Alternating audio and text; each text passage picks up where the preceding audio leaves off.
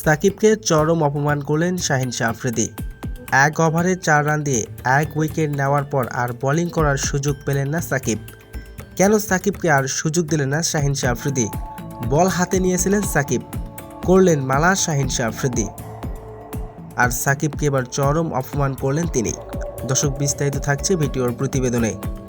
দর্শক, আজ মরাবাচার টান টান উত্তেজনার মাঝে আজ করাচি কিংসের বিপক্ষে মাঠে নেমেছে সাকিবের দল লাহোর কালান্দার্স। তবে শুরুতে দিন টস জিতে আগে বোলিং করার সিদ্ধান্ত নেন শাহীন আফ্রিদি। তবে শুরুতে লাহোর কালান্দার্সের হয়ে সপ্তমতম ওভারে বল হাতে রীতিমতো বাজিমাত করেছেন সাকিব। সপ্তমতম ওভারের পঞ্চম বলে উইকেট তুলে নেন সাকিব। ফিরেছেন ভয়ঙ্কর ব্যাটার ভিনসেনকে। সাকিবের দুর্দান্ত ডেলিভারিতে ক্যাচ আউট হয়ে ফিরেছেন তিনি। ভিনসেন কেবল 5 বলে 9 রান করে ফিরেছেন এই ব্যাটার। তবে এদিন লাহোর কালান্দার্সের হয়ে সর্বপ্রথম উইকেটের আঘাত আনেন সাকিব।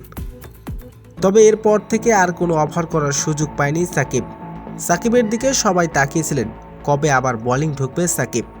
দুর্দান্ত বোলিং করার পরেও বোলিং করার আর সুযোগ পাচ্ছেন না তিনি, যেখানে কিনা 1 ওভারে 1 উইকেট তুলে নিয়েছে মাত্র 4 রান দিয়ে। সাকিবকে আর বোলিং করার সুযোগ দিলেন না শাহীন আফ্রিদি, আর সাকিবকে এবার চরম অপমান করলেন তিনি। তো দর্শক, শাহীন আফ্রিদি কি ঠিক করেছেন সাকিবকে আর বোলিংয়ের সুযোগ না দিয়ে? দর্শক, জানিয়ে দিন আপনার মূল্যবান মতামতটি কমেন্ট বক্সে।